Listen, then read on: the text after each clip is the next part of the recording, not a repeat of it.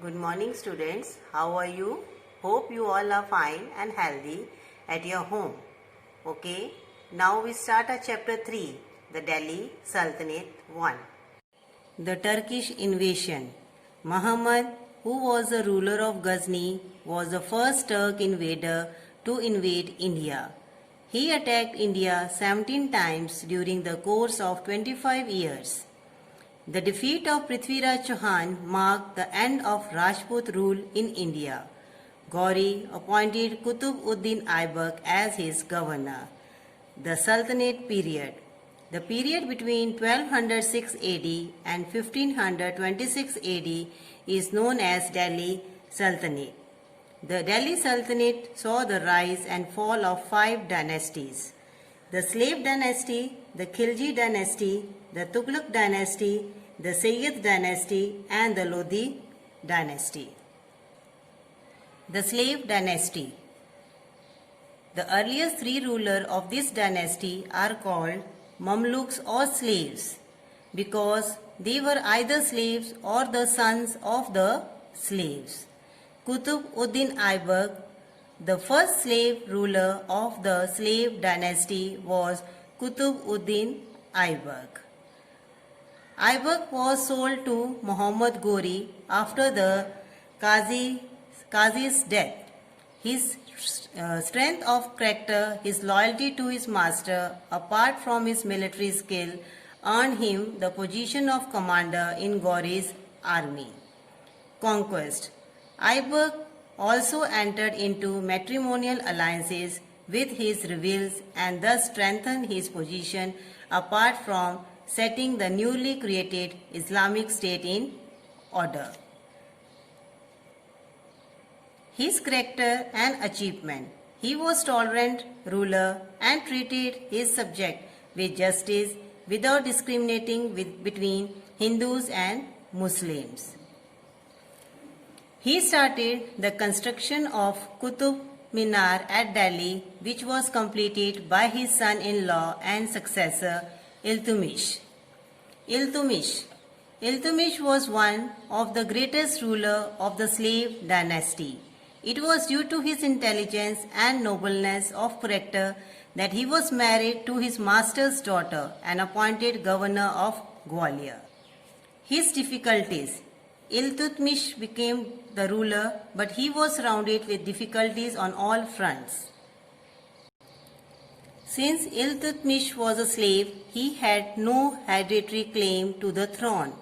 Secondly, the nobles could not accept the rule of a slave. Some of the Muslim governors, like those of Bihar and Bengal, were trying to become independent rulers. His conquest. Iltutmish acted wisely.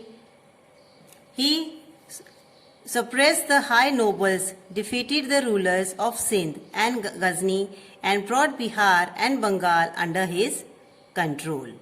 Over the year, he conquered their territories and extended his Turkish empire right up to the bank of the Narmada river.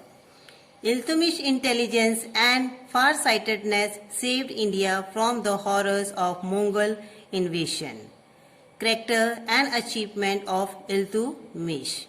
Iltutmish has occupied a place among the outstanding rulers of medieval India.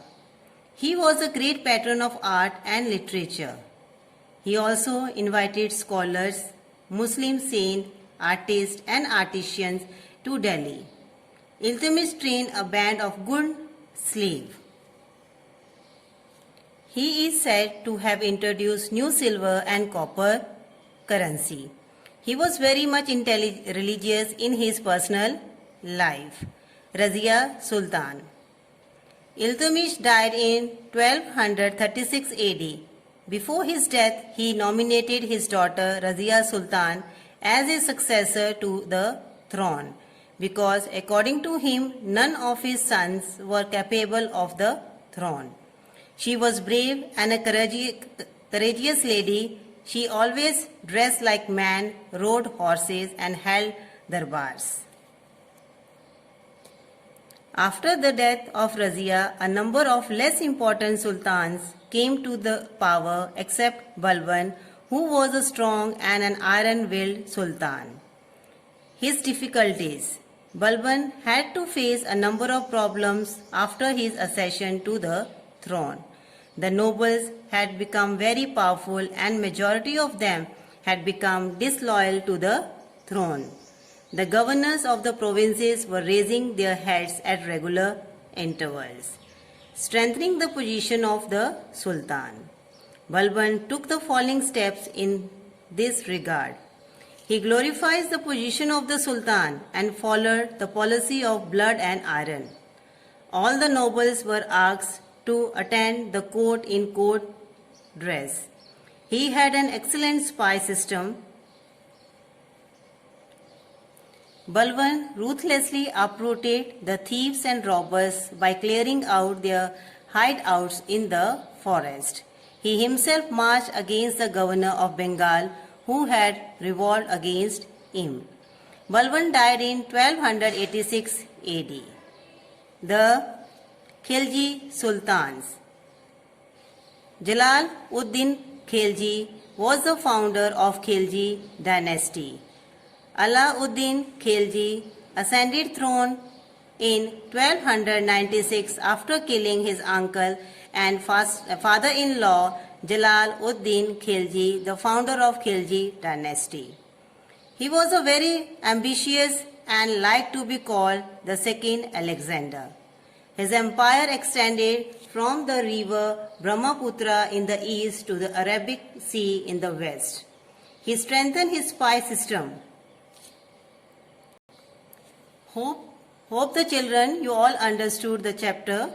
Next topic we will start in the next lecture. Thank you. Have a nice day.